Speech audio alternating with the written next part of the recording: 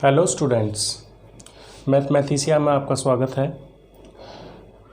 Class 8 का chapter second हम discuss कर रहे हैं और एक्सरसाइज 2.2 हमारी चल रही है। उसका 7वां क्वेश्चन है 8 के 3 लगातार गुणजों का योग 888 है, गुणजों को ज्ञात कीजिए। सबसे पहले हमें पता होना चाहिए कि गुणज होते क्या हैं। जैसे 8 के गुणज की बात कर रहे हैं हम, तो 8 का गुणज 8 गुना 1, 8 गुना 2, 8 गुना 3, तो ये सभी क्या कहलाते हैं? गुणज कहलाते हैं 8 के। अब हमें ऐसे 3 गुणज चाहिए जिनका योग कितना आता है? 888 आता है, और वो क्या है? 8 के गुणज हैं। तो नेचुरली हमें क्या लेना पड़ेगा? x में उनको मान के चलना पड़ेगा। तो देखिए, इसका हल देखते हैं। माना पहला गुणज, पहला गुणज हमने ले लिया। अब x लेते हैं, तो x में ये 8 का गुणज है, ये हमें पता नहीं लग रहा, इसलिए हम इसको क्या कर देंगे? 8 से गुना कर देंगे। तो पहला गुणज हो गया 8x। अब वो कहता है वो कैसे हैं? लगातार हैं, कंटिन्यू हैं। तो दूसरा गुणज क्या हो जाएगा? दूसरा गुणज ये हो जाएगा 8x जमा 8। आप ऐसे भी सोच सकते हैं, मान लो आपने गुणज लिए x, x+1, x+2, और फिर हम उनको सभी को 8 से मल्टीप्लाई कर देंगे तो भी यही आ जाएगा। तथा तीसरा गुणज कितना हो जाएगा? 8x जमा 8 जमा 8 यानी 16। तो ये हमारे पास 8 के 3 लगातार गुणज आ गए, ये हमने मान लिए हैं। अब हम इन गुणजों को निकालना चाहते हैं तो हम किसकी वैल्यू ज्ञात कर लेंगे? x की वैल्यू ज्ञात कर लेंगे, और जो x की वैल्यू आएगी उसको 8 से मल्टीप्लाई करेंगे तो पहला गुणज आ जाएगा। 8 से मल्टीप्लाई करके फिर उसमें 8 जोड़ देंगे, दूसरा गुणज आ जाएगा। मतलब उनमें 8 का गैप होता चला जाएगा, जैसे हमने 8, 16, 24 इस तरीके से। तो अब प्रश्नानुसार क्या कहता है प्रश्न में? इनका योग कितना है तीनों का? 888। तो 8x जमा 8x जमा 8 जमा 8x जमा 16, ये किसके बराबर है? 888 के। अब x वाले एक साथ जोड़ लेंगे हम, तो 8x जमा 8x जमा 8x कितना हो गया? 24x, और 8 और 16 जमा 24, ये बराबर किसके हो गया? 888 के। अब वही तरीका रहेगा, 24 को उधर ले जाएंगे हम, तो 24x ये बराबर 888 माइनस 24, 24x किसके बराबर आ जाएगा? 864। अब हमें वैल्यू किसकी निकालनी है? x की निकालनी है। तो क्या करेंगे? x किसके बराबर हो जाएगा? x बराबर हो जाएगा 864 बटा 24। यहाँ से x की वैल्यू आएगी, चलिए काट लेते हैं। 4 छक्के 24, 4 दूनी 8, 4 एकम 4, 4 छक्के 24, और फिर 6 से 6 तिया 18, 6 छिंगरे 36। तो x की वैल्यू आ गई आपके पास, x बराबर किसके आ गया? 36 के। x की वैल्यू क्या आ गई हमारे पास? 36 आ गई। तो पहला गुणज कितना होगा?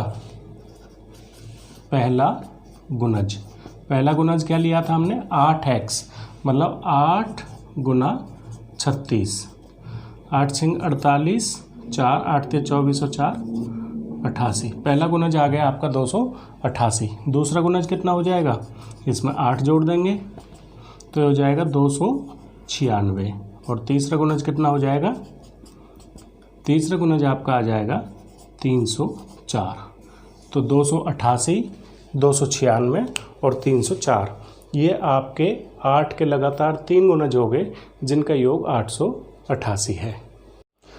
क्वेश्चन नंबर 8 स्टूडेंट्स, 3 लगातार पूर्णांक बढ़ते क्रम में लेकर 3 लगातार पूर्णांक लेने हैं। मान लो पहला हमने लिया x, दूसरा हो गया x+1, तीसरा हो गया x+2, फिर उन्हें क्रमशः 2, 3 और 4 से, यानी x को 2 से, x+1 को 3 से और x+2 को 4 से गुना करते हैं। तो उन्हें जब हम गुना करके और उनको जोड़ते हैं तो 74 मिलता है। तीनों पूर्णांक ज्ञात कीजिए। वही तरीका रहेगा, माना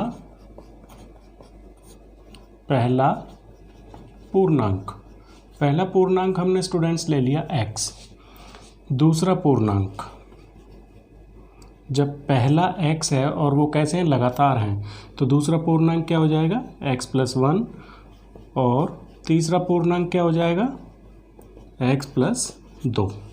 अब वो प्रश्न में क्या कहता है, इसको पहले को 2 से गुना करते हैं, इसको 3 से करते हैं और इसको 4 से गुना करते हैं, और जब इन सभी को जोड़ते हैं हम गुना करके तो योगफल कितना मिलता है, हमें 74 प्राप्त होता है। चलिए यहाँ पे लिखेंगे प्रश्नानुसार,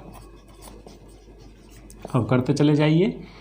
2 गुना x जमा 3 से करेंगे x जमा 1, फिर 4 से करेंगे x जमा 2, और ये किसके बराबर है 74 के बराबर है। चलिए 2 गुना x 2x, 3 से करेंगे 3 से x भी होगा 1 भी होगा, तो 3x जमा 3, 4x जमा 4 दूनी 8 बराबर 74। अब चर राशि को एक साथ लिख लेते हैं, अचर राशि को एक साथ जोड़ के लिख लेते हैं। तो 2x 3x और 4x कितना हो गया टोटल, 2 और 3 5 5 4 9x, और अचर राशि कितनी है 3 और 8 11 बराबर 74।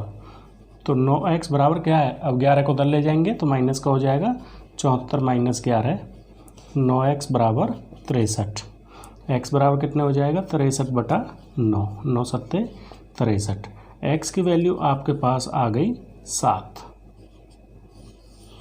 x हमारे पास आ गया 7।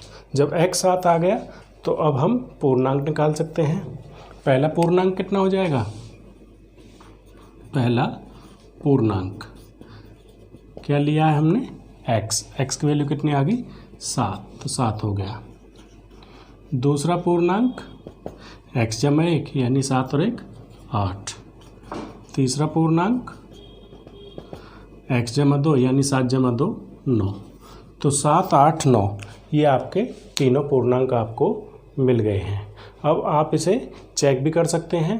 पहले पूर्णांक को 2 से गुना कीजिए, दूसरे पूर्णांक को 3 से करिए, तीसरे पूर्णांक को 4 से करिए और उन्हें जोड़ देंगे तो आपको 74 ही मिलेगा, और यही आपका सॉल्यूशन है। क्वेश्चन नंबर 9 स्टूडेंट्स, राहुल और हारून की वर्तमान आयु में अनुपात 5:7 है। दोनों की आयु का अनुपात दे रखा है। अनुपात का अर्थ यह है कि मान लो राहुल की आयु 5 वर्ष है तो हारून की 7 है, लेकिन इसका अर्थ ये नहीं है। अनुपात का मतलब कि 5 और 7 ही है उनकी आयु, वो उनका अनुपात दे रखा है। और इसको और अच्छी तरीके से समझ रखते हैं। मान लो राहुल की आयु 20 वर्ष है, यानी इसको 4 से गुना किया है, तो हारून की आयु को भी हमें 4 से गुना करना पड़ेगा, ये अर्थ है। 4 वर्ष बाद उनकी आयु का योग 56 वर्ष हो जाएगा। अभी नहीं है, 4 वर्ष बाद उनकी आयु का योग कितना हो जाएगा 56 वर्ष। उनकी वर्तमान आयु क्या है, जो भी चीज़ हमें निकालनी होती है पहले हम उसे मान लेते हैं। तो माना राहुल की वर्तमान आयु, राहुल की वर्तमान आयु हमने ले ली 5x वर्ष। x क्या है, x की ही वैल्यू निकालेंगे और उसे 5 से गुना कर देंगे तो राहुल की वर्तमान आयु आ जाएगी। तथा हारून की वर्तमान आयु ये 7x वर्ष होगी। इनका अनुपात 5:7 दे रखा है, तो वहाँ से हमने ले ली इनके 5x वर्ष और 7x वर्ष। लेकिन अभी बात यहीं पे ख़त्म नहीं हो जाती। इनके बीच में उसने रिलेशन आगे कुछ नहीं दिया, उसने 4 वर्ष बाद का रिलेशन दिया है, तो हमें क्या निकालना पड़ेगा, अभी इनकी 4 वर्ष की बाद की वाली आयु निकालनी पड़ेगी। अब इसको समझ लीजिए। मान लो आपकी अगर वर्तमान आयु 14 वर्ष है, तो 4 वर्ष बाद आप कितने हो जाओगे, 14 जमा 4 18 वर्ष के हो जाओगे। ठीक है, वही कॉन्सेप्ट हम यहाँ पर यूज़ करेंगे। 4 वर्ष बाद राहुल की आयु क्या हो जाएगी, राहुल की आयु 5x जमा 4 वर्ष।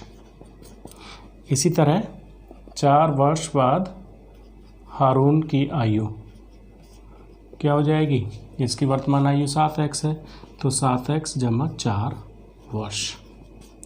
अब इनमें रिलेशन दे रखा है, वो कहता है 4 वर्ष बाद उनकी आयु का योग कितना हो जाएगा, 56 वर्ष हो जाएगा। तो यहाँ पे करेंगे प्रश्नानुसार क्या हो जाएगा 5x जमा 4 जमा 7x जमा 4 और ये बराबर 56। दोनों चर और अचर को एक साथ जोड़ लेते हैं। 7 और 4 11x जमा 8 बराबर 56। 8 को उधर ले जाएंगे तो 11x बराबर 56 माइनस 8। 11x बराबर 7 5 12 होगा, 11 नहीं 12।